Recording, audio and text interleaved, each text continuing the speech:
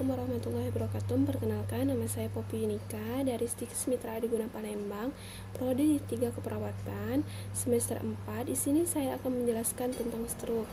Kita simak videonya ya. Stroke adalah suatu penyakit gangguan fungsi anatomi otak yang terjadi secara tiba-tiba dan cepat, disebabkan karena gangguan perdarahan otak atau kehilangan fungsi otak yang diakibatkan oleh berhentinya suplai darah ke bagian otak, menurut Sudar tahun 2002. Menurut Elizabeth tahun 2002, yaitu stroke adalah cedera otak yang berkaitan dengan obstruksi aliran darah otak. Adalah sindrom yang awal timbulnya mendadak, progresif cepat, berupa defisit neurologis vokal atau global yang berlangsung secara 24 jam atau lebih, atau menimbulkan kematian dan semata-mata disebabkan oleh gangguan perdarahan otak non-traumatik. Menurut French tahun 2002. Dan yang terakhir yaitu menurut WHO, stroke adalah manifestasi klinik dari gangguan fungsi cerebral baik vokal maupun menyeluruh yang berlangsung secara cepat, langsung lebih dari 24 jam atau berakhir dengan maut tanpa ditemukannya penyakit selain daripada gangguan vaskuler. Ada juga anatomi fisiologi. Yang pertama yaitu otak. Berat otak manusia sekitar 1.400 gram dan tersusun oleh kurang lebih 100 triliun neuron. Kedua yaitu sirkulasi darah otak. Otak menerima 17% curah jantung dan menggunakannya 20% konsumsi oksigen total tubuh manusia untuk metabolisme aerobnya. Otak diperdarahi oleh dua pasang arteri, yaitu arteri karotis interna dan arteri vertebralis. DA dalam rongga kranium. Keempat arteri ini saling berhubungan dan membentuk sistem anastomosis. Stroke terbagi menjadi dua, yaitu stroke hemoragi dan stroke iskemik. Baiklah, di sini saya akan menjelaskan stroke hemoragi dulu ya.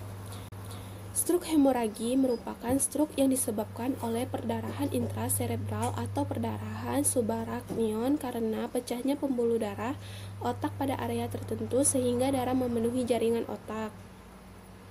Yang kedua yaitu perdarahan yang terjadi dapat menimbulkan gejala neurologik dengan cepat karena tekanan pada saraf di dalam tengkorak yang ditandai dengan penurunan kesadaran, nadi cepat, pernapasan cepat, dan lumpuh yang disebut dengan hemiplegia. Iskemik merupakan stroke yang disebabkan oleh suatu gangguan peredaran darah otak berupa obstruksi atau sumbatan yang menyebabkan hipoksia pada otak dan tidak terjadi perdarahan. Sumbatan tersebut dapat disebabkan oleh trombus atau bekuan yang terbentuk di dalam pembuluh otak atau pembuluh organ selain otak. Stroke ini ditandai dengan kelemahan atau hemiparesis, yang yaitu seperti nyeri dada, mual muntah, pandangan kabul, dan disfagia atau sulit menelan. Ada juga etiologi dari stroke, yaitu trombosis, yaitu bekuan darah di dalam pembuluh darah otak atau leher. Secara umum, trombosis tidak terjadi secara tiba-tiba dan kehilangan bicara sementara. Hemiplegia atau parestesia juga etiologi dari stroke, yaitu trombosis, yaitu bekuan darah di dalam pembuluh darah otak atau leher. Secara umum, trombosis tidak terjadi secara tiba-tiba dan kehilangan bicara sementara. Hemiplegia atau yang disebut dengan hemiplegia itu apa sih?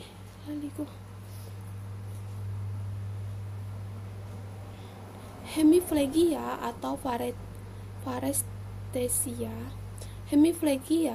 parestesia pada setengah tubuh dapat mendahului paralisis berat pada beberapa jam atau hari.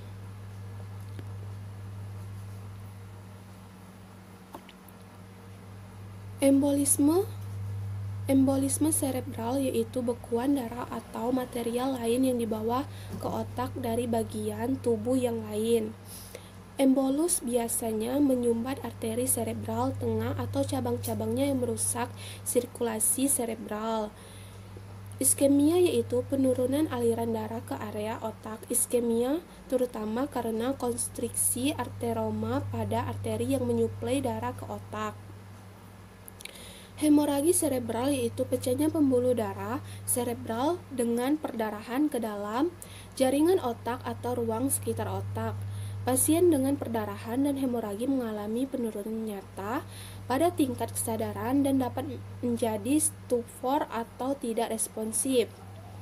Akibat dari keempat kejadian di atas, maka terjadi penghentian suplai darah ke otak yang menyebabkan kehilangan sementara atau permanen fungsi otak dalam gerakan berpikir, memori, bicara, dan sensasi.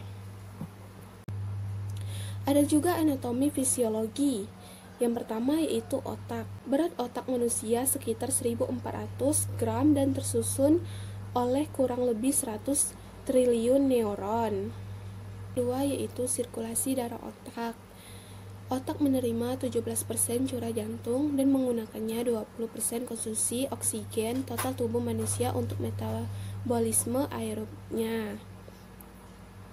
Otak diperdarahi oleh dua pasang arteri, yaitu arteri karotis interna dan arteri vertebrali. DA dalam rongga kranium. Keempat arteri ini saling berhubungan dan membentuk sistem anastomosis, yaitu circulus Willisi menurut Luqman tahun 2011. Stroke terbagi menjadi dua, yaitu stroke hemoragi dan stroke iskemik. Baiklah, di sini saya akan menjelaskan stroke hemoragi dulu ya. Stroke hemoragi merupakan stroke yang disebabkan oleh perdarahan intraserebral atau perdarahan subarachnoid karena pecahnya pembuluh darah otak pada area tertentu sehingga darah memenuhi jaringan otak.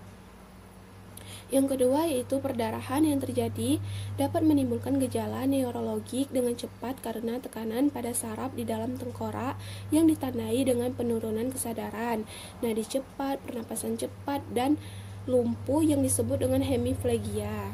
Iskemik merupakan stroke yang disebabkan oleh suatu gangguan peredaran darah otak berupa obstruksi atau sumbatan yang menyebabkan hipoksia pada otak dan tidak terjadi perdarahan. Sumbatan tersebut dapat disebabkan oleh trombus atau bekuan yang terbentuk di dalam pembuluh otak atau pembuluh organ selain otak. Stroke ini ditandai dengan kelemahan atau hemiparesis yang yaitu seperti nyeri dada, mual muntah, pandangan kabul, dan disfagia atau sulit menelan. Ada juga etiologi dari stroke yaitu trombosis, yaitu bekuan darah di dalam pembuluh darah otak atau leher. Faktor risiko dari stroke terbagi menjadi tiga. Yang pertama yaitu faktor genetik seperti ras, usia, jenis kelamin, dan riwayat penyakit sebelumnya. Yang kedua yaitu faktor seseorang berpengaruh karena individu yang memiliki riwayat keluarga dengan stroke akan memiliki risiko. Dan yang terakhir yaitu faktor risiko yang dapat diubah adalah obesitas atau kegemukan, hipertensi, dan penyalahgunaan obat atau alkohol, dan yang terakhir yaitu merokok atau pola hidup yang tidak sehat. Patofisiologi stroke yaitu oksigen sangat penting untuk otak. Jika terjadi hipoksia seperti yang terjadi pada stroke, di otak akan mengalami perubahan metabolik, kematian sel, dan kerusakan permanen yang terjadi dalam 3-10 menit. Pembuluh darah yang paling sering terkena adalah arteri serebral dan arteri karotis interna yang ada di leher. Adanya gangguan pada peredaran darah otak dapat mengakibatkan cedera pada otak melalui beberapa mekanisme, yaitu yang pertama yaitu penebalan dinding pembuluh darah atau yang disebut dengan arteri serebral yang menimbulkan penyempitan sehingga aliran darah tidak adekuat yang selanjutnya akan terjadi iskemik. Yang kedua yaitu pecahnya dinding pembuluh darah yang menyebabkan hemoragi. Yang ketiga yaitu pembesaran satu atau sekelompok pembuluh darah yang menekan jaringan otak. Manifestasi klinik pada stroke yaitu tanda dan gejala dari stroke adalah hipertensi, gangguan motorik yang berupa hemiparesis hemiplesis atau kelemahan, dan hemiplegia atau kelumpuhan salah satu dari sisi tubuh kita, gangguan sensorik, gangguan visual, gangguan keseimbangan, nyeri kepala atau migrain dan vertigo, mual muntah, disatria atau kesulitan berbicara, perubahan mendadak, status mental, dan hilangnya kendali terhadap kandung kemih. Ada juga pemeriksaan penunjang yang dapat dilakukan untuk menegakkan diagnosa stroke. Antara lain adalah CT scan dapat menunjukkan adanya hematomia infrak atau perdarahan, yaitu fungsi lumbal menunjukkan adanya tekanan normal, tekanan meningkat, dan cairan mengandung darah menunjukkan adanya perdarahan. Yang ketiga yaitu MRI, menunjukkan daerah yang mengalami infrak atau hemoragi. Yang ketiga yaitu sinar X atau tengkorak, menggambarkan perubahan kelenjar, lempeng atau pinjal. Sinar X tengkorak menggambarkan perubahan kelenjar, lempeng. Penata laksanaan medis dan keperawatan. Yang pertama, fase akut. Pertahanan fungsi vital seperti jalan nafas, pernapasan, oksigenisasi, dan sirkulasi.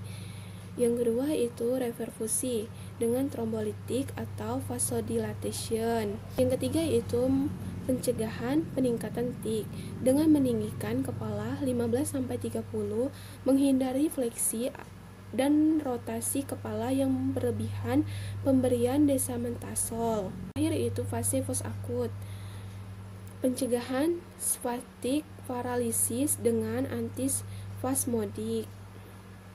Yang kedua yaitu program fisioterapi. Yang ketiga yaitu penanganan masalah psikososial. Nah, itulah yang bisa saya sampaikan. Semoga bisa memberikan informasi kepada kalian semua. Baik, atas segala perhatiannya dan mohon maaf jika ada kesalahan. Saya akhiri. Wassalamualaikum warahmatullahi wabarakatuh.